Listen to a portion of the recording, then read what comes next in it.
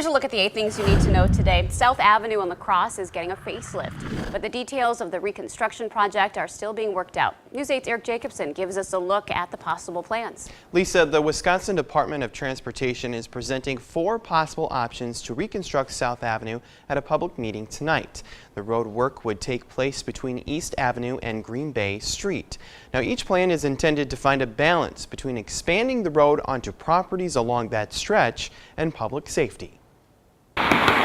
For transportation officials, we had 200 crashes within a 5-year period. The South Avenue project is about one thing. Any proposal we bring forward needs to address those safety issues. The first plan, called Alternative 1, fits the new South Avenue into the space that already exists. It also calls for 3 roundabouts and a small raised median, but does not include accommodations for bicyclists. We crunched everything together to fit within that alternative, yet we do think it would function fairly well. Alternative 2 calls for a wider road width, but adds a multi-use path for pedestrians and bicyclists. The plan also includes 3 roundabouts, but with the wider road comes a new challenge. Right away, when you get into adding the bike accommodations, you're impacting more property. Alternatives 3 and 4 have a wider road width than Alternative 2, adding a separate bike lane as well as a sidewalk, and adds either a raised median or a left turn lane. The plan also removes the roundabouts and keeps traffic signals. And that's why those alternatives 3 and 4 are wider,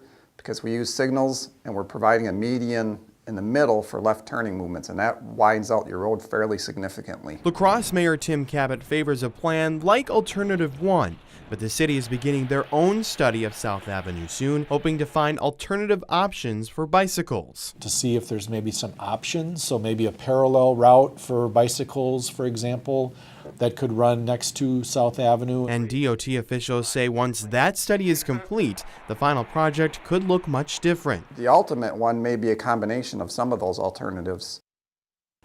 Now, the Wisconsin DOT is holding a public involvement meeting at Central High School as we speak, hoping to hear feedback from area residents about the plans. DOT officials hope the project can begin in 2022. Now, you mentioned the plan kind of involves purchasing some property along the roadway. What are we talking about? Well, it depends on what plan ultimately gets chosen. The most narrow road path will impact 8 properties at least, while the widest will affect 25. All right. Thanks so much, Eric.